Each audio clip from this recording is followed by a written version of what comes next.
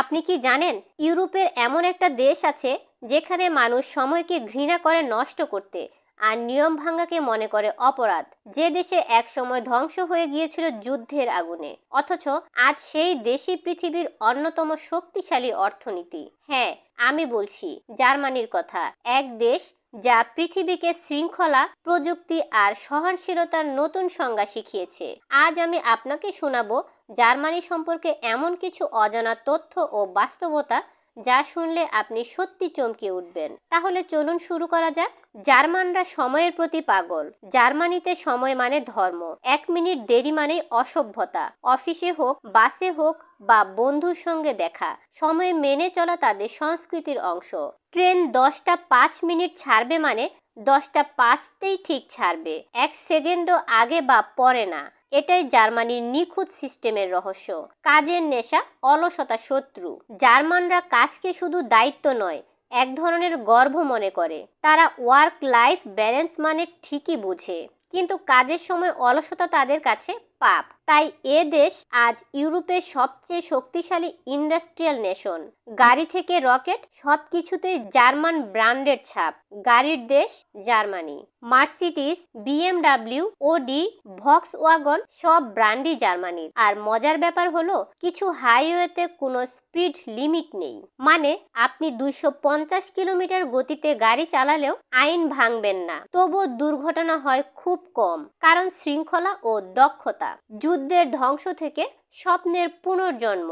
দ্বিতীয় বিশ্বযুদ্ধের পর জার্মানি ছিল একেবারে ধ্বংসস্তূপ। শহর, শিল্প, অর্থনীতি কিছুই বাকি ছিল না। কিন্তু মাত্র 20 বছরের মধ্যে জার্মানরা তাদের পরিশ্রম ও শিক্ষা দিয়ে দেশকে দাঁড় করিয়ে দেয় ইউরোপের প্রথম সারিতে।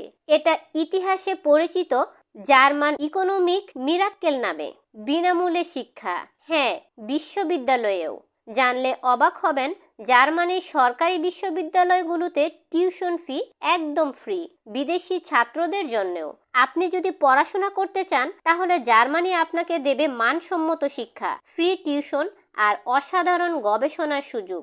জার্মানরা খুব কম কথা বলে, কিন্তু কাজের সময় তারা দুর্ধর্ষ। এরা স্মল টক পছন্দ করে না। অর্থহীন কথাবার্তা তাদের কাছে সময়ের অপচয়। তারা সরাসরি মূল কথায় যায়, আর যা বলে সেটা বাস্তবে দেখিয়ে দেয়। তাই জার্মানদের উপর বিশ্বের সবচেয়ে বিশ্বস্ত জাতি বলেই অনেকেই আস্থা রাখে। জার্মান ভাষা কঠিন কিন্তু মজার। জার্মান ভাষায় এমন কিছু শব্দ আছে যেগুলো অনুবাদই নেই, যেমন শ্রী হ্যাডেন ফিউড মানে অন্যের বিপদে গোপনে আনন্দ পাওয়া। তাদের ভাষা যেমন কঠিন তেমনি অর্থবহ, প্রতিটি শব্দে ইতিহাসের গন্ধ। বিয়ার তাদের দ্বিতীয় ধর্ম। জার্মানিতে বিয়ার শুধু পানীয় নয়, এটা সংস্কৃতি। এখানে 1500-রও বেশি বিয়ার ব্র্যান্ড আছে।